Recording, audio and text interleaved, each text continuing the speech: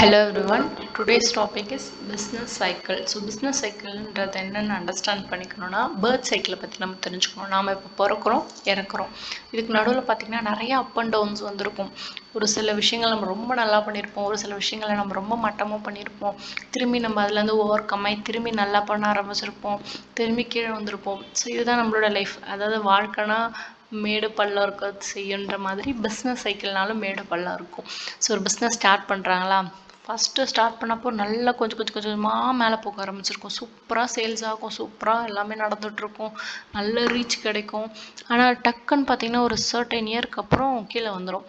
ஒரு எக்ஸாம்பிளுக்கு சொல்லணும்னா ஒரு சில மொபைல்ஸ் எடுத்துக்கலாம். ஸோ இந்த டச் மொபைல்ஸு, பட்டன் மொபைல்ஸ்லாம் இருக்குல்ல. ஸோ ஃபர்ஸ்ட் வந்து மொபைல் இன்ட்ரோ பண்ணப்போ இந்த பட்டன் மொபைல்ஸ்க்கு அவ்வளோ ரீச் இருந்துச்சு.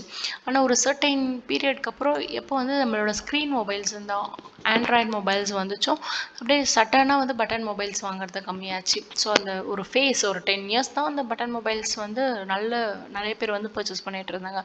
உடனே கீழே வந்துச்சு. அதுக்கப்புறம் என்ன வந்துச்சு, ஆண்ட்ராய்டு வந்துச்சு. ஸோ ஆண்ட்ராய்டு நல்லா மேலே போயிட்டு இருந்துச்சு.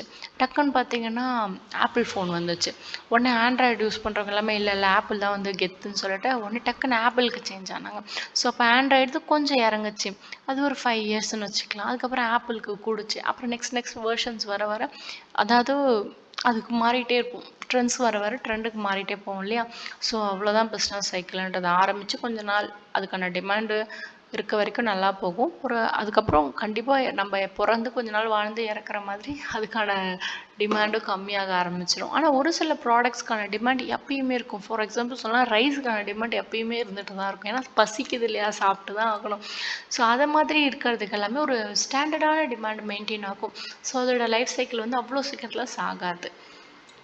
So what is mean by business cycle? Business சைக்கிள்ன்றது வந்து அப் அண்ட் டவுன்ஸ் வந்து இருக்கும். எக்கனாமிக்கல் ஆக்டிவிட்டியை டிபெண்ட் பண்ணியிருக்கும். ஃபார் எக்ஸாம்பிள் வந்து நிறைய ப்ராடக்ட்ஸ் வந்து கோவிட் டைமில் புதுசாக ஸ்டார்ட் பண்ணுறாங்கன்னா நம்ம யாராலையுமே அதை வந்து அஃபோர்ட் பண்ணி வாங்க முடியாது. ஏன்னா நம்மளுக்கு டெய்லி லைஃப்பை ரன் பண்ணிட்டு போகிறதுக்கே காசு இல்லை. எங்கேருந்து நம்ம ப்ராடக்ட்ஸை வாங்க முடியும் சொல்லுங்கள் பார்க்கும். ஸோ அந்த டைமில் வந்து ஸ்டார்ட் பண்ணியிருந்தால் கண்டிப்பாக அது லாஸில் தான் முடிஞ்சிருக்கும். இது வந்து ஒரு நார்மலாக ஒரு இன்ஃப்ளேஷன் டைமில் ஸ்டார்ட் பண்ணால் நமக்கு எல்லாம் பணம் இருக்கும், நம்ம ஜாலியாக போய் வாங்கி சாப்பிட்டுட்டு இருப்போம், வாங்குவோம், ஜாலியாக கொண்டாடுவோம். ஸோ அந்த டைமில் ஸ்டார்ட் பண்ணுறோன்னா அவனோட பிஸ்னஸ் வந்து அப்பில் போயிடும். ஸோ இதுதான் எக்கனாமிக்கல் ஆக்டிவிட்டீஸ். அதே மாதிரி இன்னொன்று சொல்லணும்னா இப்போ ஒரு வார் டைமாக இருக்குன்னா வார் டைமில் ஃபுட்டு கிடைக்கிறதே கஷ்டமாக இருக்கும், காசு கிடைக்கவே கஷ்டமாக இருக்கும். ஸோ அந்த டைமில் நம்ம யாருமே பெருசாக எந்த விஷயத்தையும் வாங்கணும்னு ஆசைப்பட மாட்டோம். உயிர் வாழ்ந்தால் போதுன்ற ஒரு மைண்ட் செட்டில் இருப்போம். ஸோ அந்த டைமில் ஒரு பிஸ்னஸ் ஸ்டார்ட் பண்ணுறோன்னா கண்டிப்பாக அதுவும் நஷ்டமாக தான் போகும். ஸோ இந்த மாதிரியான டைம்ஸாலேயுமே ஒரு பிஸ்னஸ் சைக்கிள்ன்றது பாதிக்கப்படும். இப்போ வந்து கோவிடில் பார்த்திங்கன்னா